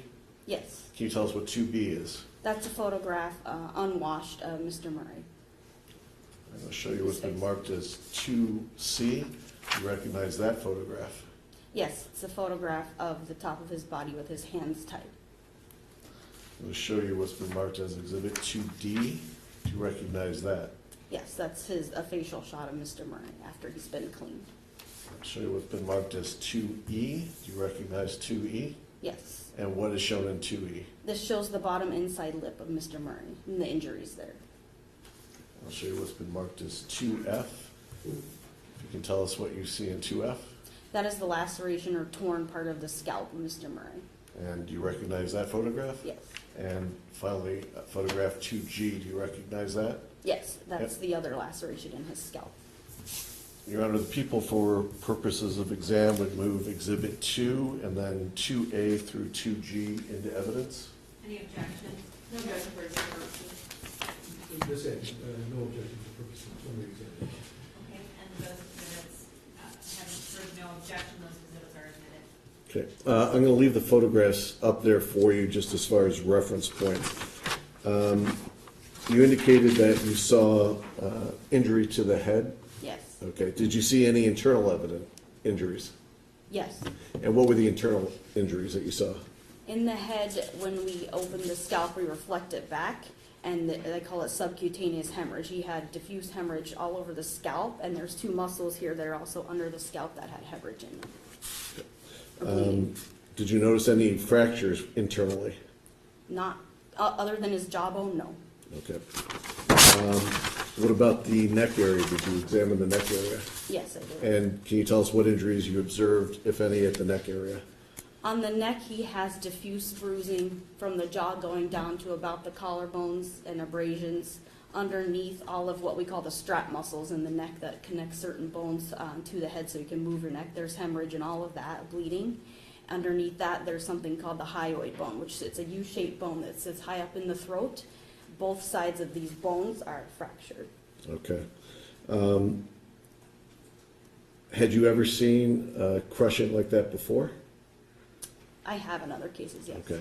And what kind of force or pressure does it take to do that? The kind of force and pressure it takes is something specifically on the neck, which is why I list neck compression as the cause of death. It's something like a strangulation in your hands or your foot or your knee or some kind of object specifically placed on the neck and crushing it. That's the force it takes to break that bone. Okay. The photographs that you've identified, there's some injuries to the top of the skull. How would you say that was done by blunt force trauma? Yes, that's blunt force trauma. Is that consistent with using an object to create that injury? Yes. Is that consistent with using the butt of a gun to create that injury? Yes.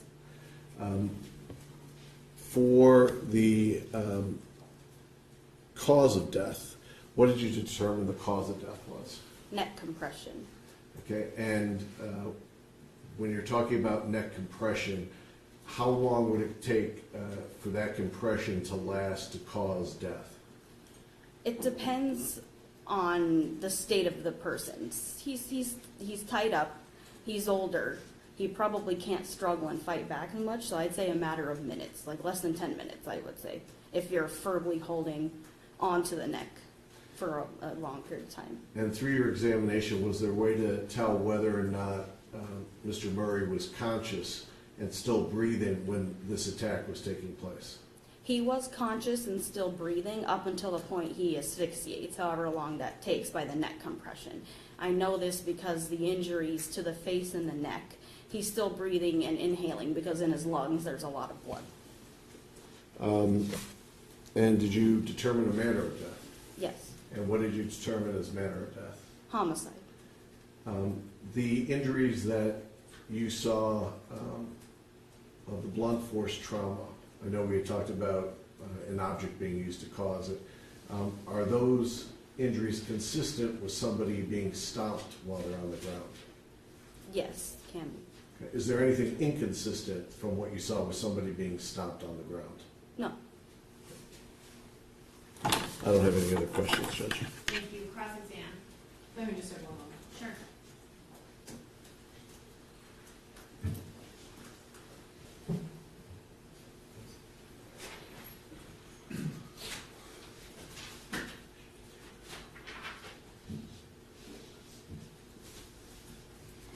Good morning. The only question I have, obviously you've just testified that the cause of death was neck compression. I know in cases that I previously handled, especially with choking or asphyxiation, you do see markings from fingers or some type of imprints on the neck. Was any of that found in this particular case? No. I have no other questions. Thank you. Thank you. Cross-exam. Thank you. Doctor, my name is Michael McCarthy. I'm the attorney representing one of the co-defendants in this case, Joshua Zwazo. I have a few questions to ask you here this morning regarding your testimony. If I don't make myself clear, please tell me that, then I'll rephrase the question, okay? Okay. All right, thank you. I have some questions about the 10-minute period that you estimated during which the neck compression was ongoing before death. Is that correct? Yes. And so how is it that you're able to make that estimate of time that it would take 10 minutes for the decedent to have actually died? I don't know specifically that it took him that. I'm saying if you're unable to fight or you're unconscious for some reason and somebody's holding a pressure to your neck, it's not going to take much time to die from that and asphyxiate.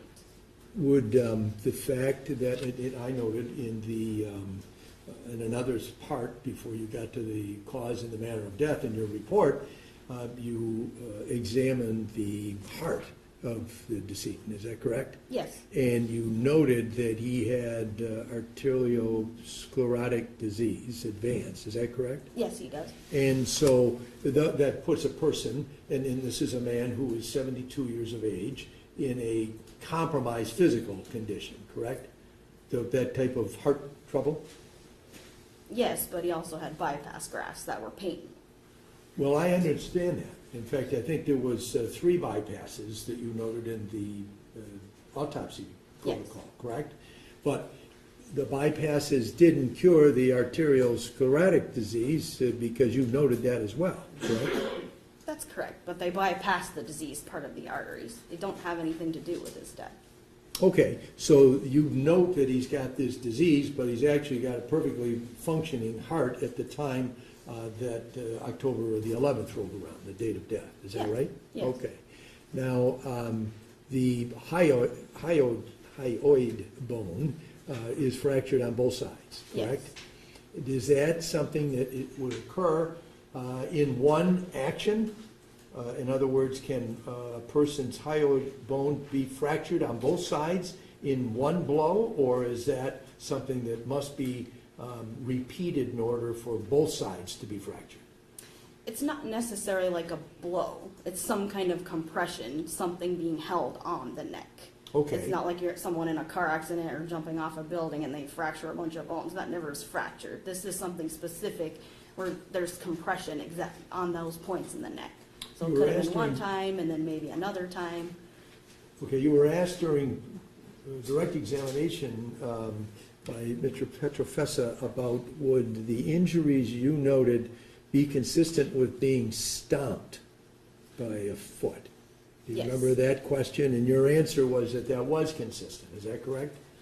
Yes, he has other blunt force trauma, and I'm meaning the contusion on the outside and the bleeding in the neck. That is blunt force injury, stomped. But the hyoid bone specifically itself, not really from a stomp, more of a if you can take your foot and then hold it down on somebody's neck, if you imagine, you have to be compressing this part of the neck in a specific manner to cause that bone to fracture. But the other injuries, yes, from a stomp. And if a person of great size were to press their foot on someone's hyoid bone, on their neck, consistently, would that accomplish what you've just testified to? Yes, it could. Somebody that weighed in excess of 300 pounds. Yes, it could. Thank you. I have nothing for you. Thank you. No redirect, Judge. Okay, thank you. You can be excused. Judge, I have one last quick witness before the lunch break. Sure. If I could retrieve the exhibits and publish to the court.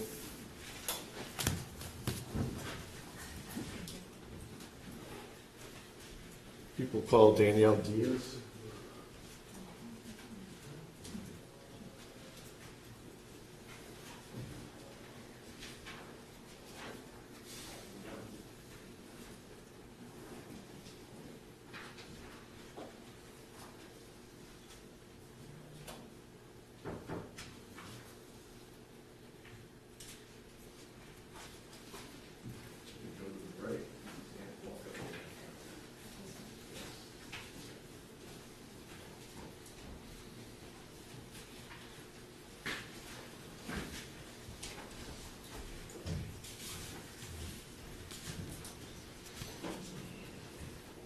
Thank you. Could you state your first and last name and spell your first and last name for the court recorder? Danielle Diaz, D-A-N-I-E-L-L-E, Diaz, D-I-A-Z. Thank you. Can you raise your right hand? Do you solemnly swear or affirm that any testimony you give in this matter will be the truth, the whole truth, and nothing but the truth, so help you God? Yes. Thank you. Thank you, Judge. Good morning. Good morning. My name's John Petrofessa. I don't think we've met before other than briefly in the hallway today. Is that correct? Correct. And you're here because you were required to by subpoena by the sheriff's office and the prosecutor's office. Is that correct? Correct. Okay. Can you tell us, do you know Carlos Hernandez? Yes. And can you tell us how you know him? He is my son-in-law, Okay. And who is he married to? my daughter. And do you know Joshua Zuazo? I don't know him by that name. What name do you know him by? Yogi. Okay. And how do you know Yogi? I've only met him like a couple of times. Okay. I don't know him. How long have you known Carlos Hernandez? About 3 years now, 3.5? You're gonna have to, I'm having a hard time. 3 or 3.5. Okay. Today, before you came to testify, out in the hallway, you were shown a video of a Ring camera, which is People's Exhibit Number 1. Is that correct? Yes. And do you recognize Mr. Hernandez in that video? Well, he has a mask on, so Do you recognize that person as Carlos Hernandez? yes. And did you identify the second person as Joshua Zueza, or Yogi, as you know him? Well, I'm gonna object to the form of the question. If she can make the identification here, but I think what she did before is irrelevant. I'm sorry, counsel, what is your objection? My objection is that this is not relevant for her making an objection, or making an identification, because she said she made one before. I mean, if she's gonna say, now I can identify this person from the Ring video, that's a different story. I'm going to overrule your objection. I find it relevant. Thank you. And did you recognize the second person in those videos as either Yogi or Zueza? I didn't, he was in the back. I don't. Did you not identify him to my investigator 20 minutes ago as defendant Zueza? Your investigator didn't ask me if I identified Carlos or him. They didn't ask me any questions. They had me watch a video. Okay. Did you recognize, I'll ask you one last time, Yogi in that video? I don't know. I don't know. I don't know how to answer that. I don't know. Do you yes or it's yes or no? Yes. Okay. And how long have you known defendant Hernandez? I just said like 3.5 years. Okay. How long has he been married to your daughter? They got married October 10th. Do they have any children together? 18th. I have, they have would be his stepson. Okay. And can you tell us where do they typically reside when they're not in the state of Michigan? Katy, Texas. Can you tell us when they came up from Katy, Texas back to Michigan? It was around, I want to say August 10th, Okay. maybe around there. And what type of vehicle were they driving when they came up from Katy, Texas? A Jeep, Did they stay at your residence? yes. And once they got up here, at some time, did you notice a DTE white truck parked out front of your house? No, Did you ever see defendant Hernandez with any DTE addition of identification or type of plaques or ID? no. How was it that, do you recall when when defendant Hernandez and your daughter left town? You have to answer- How was it? Do you recall Oh, the defendant Hernandez and your daughter when they left town to go back to Texas? yes. Okay. And what time of day or night was it that they left? I don't exactly know what time. I know it was night. I was sleeping. I'm in bed by 8:30, 8:45 every night. Okay. Do you recall the day they left town? It was, I don't exactly know the exact date. I think it was on a Friday. Well, actually, yeah, it was on a Friday. Have you stayed in touch with defendant Hernandez either by email or phone since he's been in custody? We have video chatted. How many times would you say you video chatted with him? It's not so much video chatting with him, it's just saying hi to him on the video camera. Okay. Did he have a birthday recently?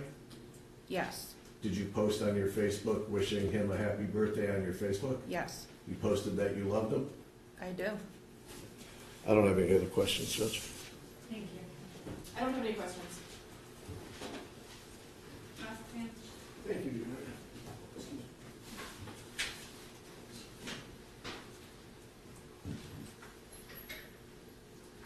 It's Ms. Diaz, is that correct? Correct. My name is Michael McCarthy. I represent a person by the name of Joshua Zuazo. You referred to a person that you know whose name is Yogi. I'm going to ask you some questions regarding your identification of him, and if I don't make myself clear here this morning, please tell me that, okay? And then I'll rephrase the question. Is that a yes? Yes. You've got to say yes or no because we're making a record here. So a moment ago, when the direct examination began, you were asked about whether you knew Mr. Zuazo, and you stated that you had seen him 2 times. Is that correct? Correct. And then you said, I don't know him. Do you remember saying that? Right, because I don't know him. Okay. He's been to my house. He's been to your house, and that was twice he's been to your house? Yes, it No, could have been more, but all I know is twice. Okay, and that's 2 times that you were home, is that right? Yes. Okay, did you spend much time with him? No. Did you take note of how tall he is? No. Did you take note of how much he weighs? No. Did you take note of the length of his hair? No. Did you take note of the color of his eyes? No. So you said that you, during direct examination, that you were shown a video by officers, deputies, detectives from the sheriff's department, correct? Yes. That happened today, correct? Yes. And you were subpoenaed to be here today, correct? Yes. And you came, correct? Yes. But you don't want to be here, right? No. Now, you were asked to identify a person from a Ring video, is that correct? Yes. You looked at 5 different clips from a Ring video? Yeah, they didn't ask me to identify anybody. I understand, Okay. listen to the question. You were shown 5 different clips from a Ring video, is that right? Yes. And you, as you've just said, nobody asked you to make an identification, correct? Correct. Okay, so you just watched those videos Correct. and took note of who you saw, is that right? Just took note of whatever the video was. Right, I mean, in your own mind, you didn't write anything down, that isn't what I mean to No. imply. And you weren't asked any questions by the investigator who talked to you, or who showed you the videos, correct? No. So it was just silent. The videos were shown, you sat there and watched them, and is that a yes? Yes. And nobody that was present with you asked you any questions, correct? No. How long before you came into the courtroom to testify were you shown the video? When the day, like when did I first see the video? Yes, when did you first see him? When the detectives were at my house and came to my house. And the detectives showed videos to you at that time? They showed me a video. A video, a Ring doorbell type video? Yes. From a front door? And did either of the detectives that were there that day ask you questions regarding that? They had me in my house for 7 hours. That isn't my question. Did they ask you questions They- regarding the video? Yes or no? Yes. Okay. Did you make identifications to the detectives at that time? Yes. Did you identify Mr. Hernandez? I said it looked like Carlos. What about your identification of the second person shown in the video? They didn't ask me. You were not asked any questions regarding that individual, is that No. correct? No. Okay. So then today you were shown the video again? Is that a Yes. yes? And that was where there were no questions being asked of you, it was just a silent showing of the video, is that right? Yes. And that refreshed your memory of what you saw during October when the detectives came to your house and spent 7 hours with you, is that right? Yes. Okay. Are you able to identify the second man to be this individual, the second man shown in that video, to be the individual that you know as Yogi? Yes. Okay. Thank you. Nothing further. Thank you. Any redirect? Just briefly. Mr. McCarthy touched on it. I just want to, I didn't go back in time too much, but your first contact with the Oakland County Sheriff's Department detectives was on October 12th. Is that correct, when they came to your residence?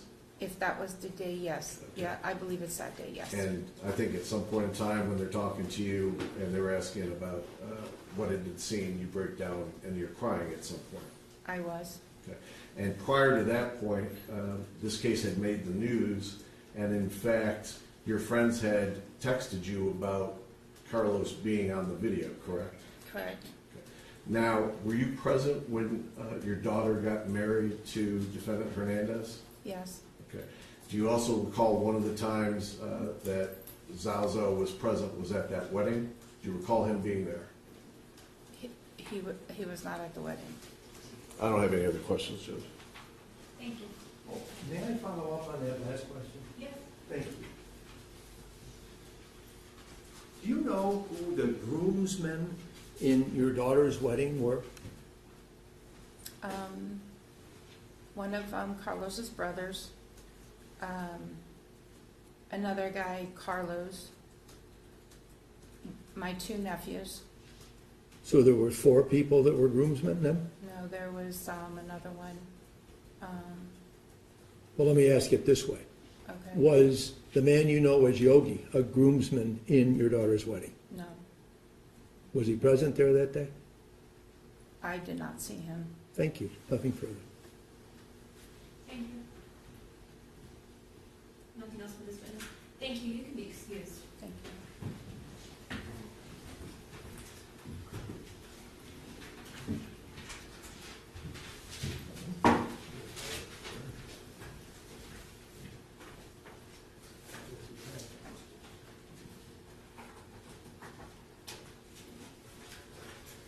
Your Honor, I know the court had indicated an hour lunch break.